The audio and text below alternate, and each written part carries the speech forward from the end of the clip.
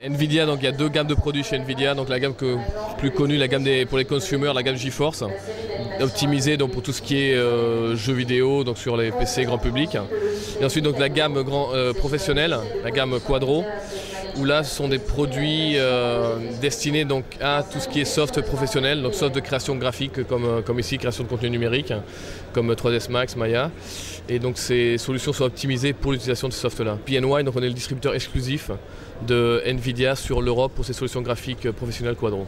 Ces solutions Quadro donc, étant vraiment des solutions professionnelles, il est très important d'avoir des développements communs, aussi au niveau hardware que software. Donc tout ça qu'il y a ces relations de plus en plus importantes au niveau Nvidia en relation avec les gros fabricants de soft professionnels comme Adobe et Autodesk, de façon à intégrer dès la création du software des solutions dans le hard utilisables sur le soft. En gros, l'intérêt c'est de pouvoir utiliser le maximum de fonctionnalités software dans le hardware. Il est clair que il faut pouvoir utiliser au maximum le GPU pour tout ce qui est solution software. Donc en gros, on essaye chez Nvidia de travailler en commun avec les éditeurs de software de façon à câbler un maximum de choses en hardware utilisables derrière sur le software, de façon à optimiser le travail software. En termes, pour Nvidia, ça va amener des solutions qui vont faire travailler le GPU de plus en plus sur une station de travail. En gros, actuellement, pour tout ce qui est rendu sur une carte mère, c'est principalement le processeur qui travaille. Donc en gros, le but, c'est de faire travailler le plus possible le GPU via des solutions software développées par Nvidia, comme peuvent être Gelato ou Sorbeto, qui sont des plugins 3ds Max ou Maya. Également, on peut parler avec Adobe pour ce type de solution. Donc grâce à ces outils software, de pouvoir faire travailler un maximum le GPU sur du rendu. Donc Imagina, c'est clair, nous, le gros intérêt, c'est de montrer notre technologie. C'est évident que donc, le hardware par lui-même ne représente rien.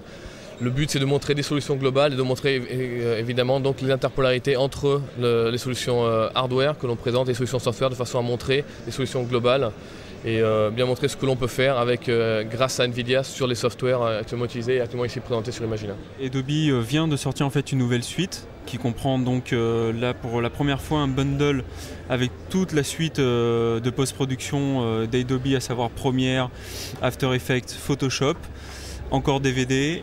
J'en oublie encore certainement, mais en gros le principe c'est de jouer sur l'interopérabilité entre les softs, ce qui permet de travailler, de commencer le travail sur un logiciel et de terminer sur un autre. En l'occurrence, faire un montage par exemple Cut sous Premiere et terminer le travail sous After Effects. Par rapport à After Effects, par rapport à la prévisualisation, le support depuis donc la version 7 qui vient de sortir de l'OpenGL 2, qui permet donc d'avoir des prévisualisations en temps réel plus rapides qu'en support CPU simple. Donc il y a un confort de travail, je dirais, du couplage support OpenGL 2 d'After Effects et des cartes Quadro, ce sont les cartes professionnelles d'Nvidia, qui permet donc un confort de travail en animation, compositing et effets 3D. Et même certains effets comme le motion blur ou des effets très gourmands normalement en CPU comme le blur ou des effets de halo, ici sont gérés en temps réel ou quasi temps réel. C'est clair qu'au niveau performance, il y a une grosse différence entre les cartes grand public et les cartes Quadro. Il y a le support de nouveaux shaders, on en est à la version 3 si je me souviens bien.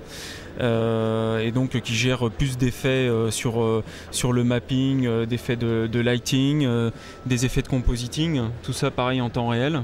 La grande force c'est pouvoir travailler avec plus de fluidité que si tout était géré en CPU avec une carte plus grand public. Voilà, l'ajout de la Quadro permet donc un travail plus proche du temps réel. Et sous Premiere, pareil, il existe en fait des plugins qui ont été développés uniquement pour être calculés par le GPU, par le processeur de la carte vidéo. Il existe un support OpenGL et 3D depuis la version 6. Et là, le partenariat entre Nvidia et Adobe est allé encore plus loin puisque maintenant vraiment After Effects supporte l'OpenGL avec un développement en relation entre le constructeur et les développeurs de chez Adobe qui permet d'avoir, on va dire, au résultat dans les logiciels encore plus de performance. Et là, effectivement, le support de l'OpenGL 2, ça montre bien l'envie d'Adobe d'un côté de continuer le développement et de pouvoir avoir un support sur les cartes professionnelles OpenGL et Nvidia de, je dirais évidemment, hardware continuer à faire des gains de performance sur la privilégiation OpenGL et aussi DirectX.